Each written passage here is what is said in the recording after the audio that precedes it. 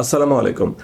আপনি যদি রিটার্ন জমা দিয়ে থাকেন তাহলে আজকের ভিডিওটি আপনার জন্য গুরুত্বপূর্ণ একটা ভিডিও হতে যাচ্ছে, কারণ আপনারা অনেকেই হয়তো জেনে গেছেন যে গত 28 এপ্রিল কিন্তু একটা নোটিশ আসে এনবিআর থেকে, এবং সেখানে বলা হয়েছে টোটাল 72,341টি রিটার্ন হচ্ছে অডিটের জন্য সিলেক্ট হয়েছে, এবং এই সিলেকশনটা কিন্তু অটোমেটিকভাবে সিলেকশন করা হয়েছে, কোনো মানুষ এটা সিলেক্ট করে নাই। একটা ক্রাইটেরিয়ার মাধ্যমে হচ্ছে এটা করা হয়েছে, এবং এটাকে বলা হয়েছে রিস্ক বেসড অডিট ক্রাইটেরিয়া। এর ভিত্তিতে হচ্ছে টোটাল অটোমেটেড পদ্ধতিতে, এবং 2023-24 কর্মবর্ষের জন্য এই দ্বিতীয় পর্যায়ে 72,341 জনকে হচ্ছে অডিটের জন্য সিলেক্ট করা হয়েছে। তো এখন আপনারটা সেই অডিটে পড়ছে কিনা, বা আপনি কিভাবে চেক করবেন, ইভেন অডিটে পড়লে আপনাকে এখন কি করতে হবে, প্রত্যেকটা জিনিস আজকের ভিডিওতে থাকবে। সো আপনি যদি একজন করদাতা হয়ে থাকেন, আপনার যদি একটা টিন নাম্বার থেকে থাকে, তাহলে অবশ্যই ভিডিওটা মিস করবেন না। চলুন ভিডিওটা শুরু করা যাক। ভিডিওটা শুরু করার পূর্বে ছোট একটা রিকোয়েস্ট তো থাকবেই। আপনি যদি এখন পর্যন্ত আমার এই চ্যানেলটা ফলো না করেন, মানে ইউটিউবে যদি দেখতেছেন ভিডিওটা, তাহলে সাবস্ক্রাইব না করেন, আর ফেসবুকে যদি দেখতেছেন তাহলে ফলো না করেন, অবশ্যই ফলো করে দিবেন, আর ইউটিউবে দেখলে সাবস্ক্রাইব করে দিবেন। চলুন ভিডিওটা শুরু করা যাক। তো প্রথমে জেনে নেওয়া যাক অ্যাকচুয়ালি কেনই বা আমাদের ফাইলগুলো অডিটে পড়ে। যদি আমরা তথ্য উল্টাপাল্টা দিই, লাইক আপনার ব্যাংকের লেনদেন অনেক, কিন্তু আপনি হচ্ছে ইনকাম দেখাচ্ছেন খুব কম, বা আপনার অ্যাসেট আপনি হাইড করছেন, অথবা আপনার হচ্ছে টিডিএস ক্লেম করছেন কিন্তু তার অনুপাতে আপনি হচ্ছে ইনফরমেশন ফিল আপ করেন নাই, হ্যাঁ, তাহলে কিন্তু এগুলো মিসম্যাচ করবে। সো মিসম্যাচ করলে কিন্তু অডিটে পড়তে পারে। এছাড়া আরও অনেক কারণ আছে, বাট আমি জাস্ট কয়েকটা কারণ বললাম। তো এই কারণেই বলা হয় সবসময় রিটার্ন সাবমিশন করার আগে অবশ্যই জেনে বুঝে শিখে তারপর রিটার্নটা সাবমিশন করেন, ভুলভাল দিয়ে না, তাহলে অডিটে পড়বে।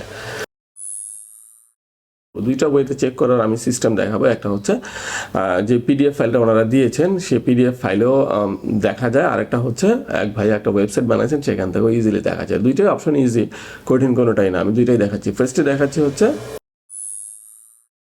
ওনারা যে পিডিএফ ফাইলটা দিয়েছেন, সেই পিডিএফ ফাইল থেকে কীভাবে বের করা যায়। এই যে পিডিএফ ফাইলটা, এটা আমি লিঙ্কটা ভিডিও ডিসক্রিপশনে দিয়ে রাখবো। আপনি ওখানে যেয়ে ক্লিক করে এই পিডিএফ ফাইলটা ওপেন করতে পারবেন। এখানে একটু জাস্ট নিচে আসলে দেখুন টোটাল এখানে এই পিডিএফে হচ্ছে কত পেজের তো অভাব নাই, অসংখ্য পেজ, মানে 1054টা পেজ আছে, হ্যাঁ, না আরও বেশি, 1065টা পেজ আছে। আপনি কি এগুলো ম্যানুয়ালি চেক করবেন? না, ম্যানুয়ালি চেক করার কোনো প্রয়োজন নেই। আপনি যে কোনো কম্পিউটার থেকে এটা ওপেন করে আপনি হচ্ছে উইন্ডোজ হলে কন্ট্রোল এফ, আর ম্যাক হলে কমান্ড এফ প্রেস করলে হচ্ছে ফাইন্ড ইন ডকুমেন্ট, মানে সার্চ করার অপশনটা পেয়ে যাবেন। তারপরে আপনার টিন নাম্বারটা লিখে আপনি এন্টার দিলেই দেখতে পাবেন আপনারটা আছে কিনা। ফর এক্সাম্পল, আমি যদি একটা চেক করি, লাইক এই যে এখানে একটা আছে, আমি এটাই চেক করি, দেখি দেখায় কিনা। এটা 25392533 দেখুন অলরেডি কালার হয়ে গেছে, মানে এটা যে আছে আমরা কিন্তু দেখতে পাচ্ছি। সো 1 of 1, মানে এটা এখানে আছে। সো এভাবে কিন্তু আপনি জাস্ট, যদি নাও দেখায় 0 দেখে আপনি এন্টার দিবেন, এন্টার দিলে চলে আসবে। আপনি যেই পেজেই থাকেন না কেন, হ্যাঁ, আপনি যখন এটা লিখে আপনি এন্টার দিবেন, ওই পেজে চলে আসবে অটোমেটিক্যালি। মানে আপনাকে ম্যানুয়ালি তো অবশ্যই আপনি এগুলা চেক করে শেষ করতে পারবেন না, ম্যানুয়ালি চেক করার কোনো প্রয়োজন নয়। আপনি জাস্ট বললাম কম্পিউটার থেকে কন্ট্রোল এফ চাপে আপনি হচ্ছে সার্চ বাটনটা নিয়ে আসবেন, আপনার টিন নাম্বারটা লিখবেন, আপনি এন্টার দিবেন, আপনারটা আছে কিনা আপনি দেখতে পারবেন। যদি দেখায় এখানে নাই, 1 of 1 না দেখায়, 0 দেখায়, লাইক আমি যদি একটা ডিজিট চেঞ্জ করি, আমি এটা একটা কপি করে নিই, ডিজিট চেঞ্জ করি, হ্যাঁ, র্যান্ডমলি কিছু দিলাম, দেখুন 0 of 0, তার মানে হচ্ছে এটা নাই। তো এভাবে আপনি এখান থেকে চেক করতে পারবেন। আর এই ফাইলটা কোথায় আছে, আমি গুগল ড্রাইভের লিঙ্কটা ভিডিও ডেসক্রিপশনে দিয়ে দেবো। আপনি ওখানে ক্লিক করে এই ফাইলটা ডাউনলোড করতে পারবেন, বা ওখানে ওপেন করে সরাসরি ওখান থেকে আপনি চেক করতে পারবেন, কোনো ইস্যু নাই। তো এই হচ্ছে ফার্স্ট ওয়ে কীভাবে আপনি চেক করতে পারবেন আপনারটা অডিটে পড়ছে কিনা। তারপরে হচ্ছে আরেকটা ওয়ে আছে, লাইক এটা হচ্ছে এক ভাইয়া এই ওয়েবসাইটে ডিজাইন করেছেন রিসেন্টলি, এই অডিটের ইনফরমেশন মানে নিউজটা আসার পরেই। তো জিনিসটা খুবই সুন্দর হয়েছে এবং অটোমেটেড। আপনি এখান থেকেও চেক করতে পারবেন আপনার টিন নাম্বারটা, বা আপনার কর যে আপনি জমা দিয়েছেন যে রিটার্নের কপিটা আপনারটা হচ্ছে অডিটে পড়ছে কিনা।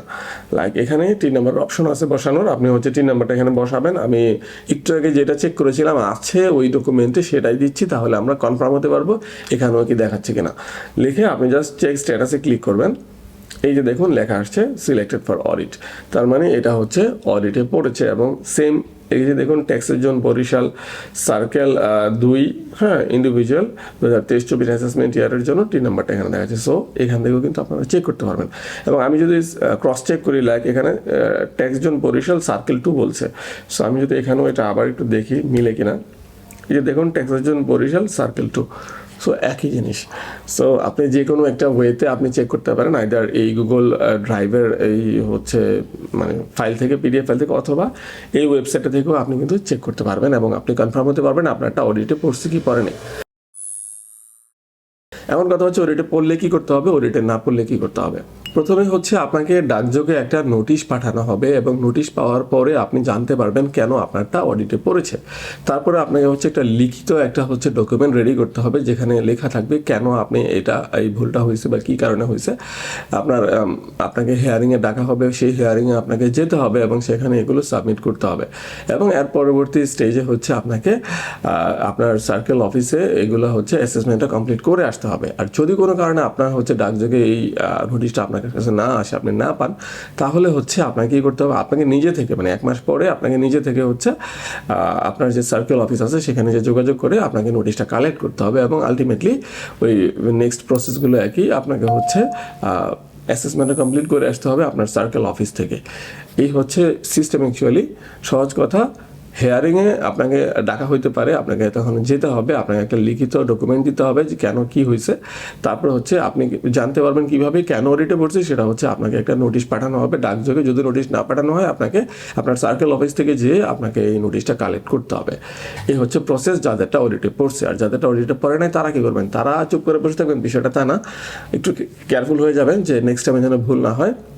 যার ভিডিও দেখি রিটার্ন জমা দেন বা যেই লয়ারের কাছ থেকেই জমা দেন না কেন, একটু বুঝে নিন জিনিসটা, বুঝে নিলে কাজে লাগবে। কারণ প্রতি বছর এটাকে দিতে হবে। আর রিটার্ন সাবমিশন মানে শুধু ট্যাক্স দেওয়া না। অনেকে ভাবেন রিটার্ন সাবমিশন মানে ট্যাক্স, বিষয়টা তা না। ট্যাক্স আসলে ট্যাক্স দিবেন, ট্যাক্স না আসলে ট্যাক্স দিবেন না, কিন্তু আপনার আয় ব্যয়ের সকল হিসাব, অ্যাসেটের সকল হিসাব সব কিছু সুন্দরভাবে বুঝিয়ে দেওয়াটাই হচ্ছে রিটার্ন। তো আশা করি ভিডিওটা ভালো লাগছে, বুঝতে পারছেন অ্যাকচুয়ালি কাদেরটা অডিটে পড়ছে কাদেরটা পড়ে না, কীভাবে বের করবেন, অডিটে পড়লে কী করতে হবে, না পড়লে কী করতে হবে। তো আজকে ভিডিওটি পর্যন্তই, আবার দেখা হচ্ছে নতুন কোনো ভিডিও নিয়ে। ভালো থাকবেন, আল্লাহ হাফেজ।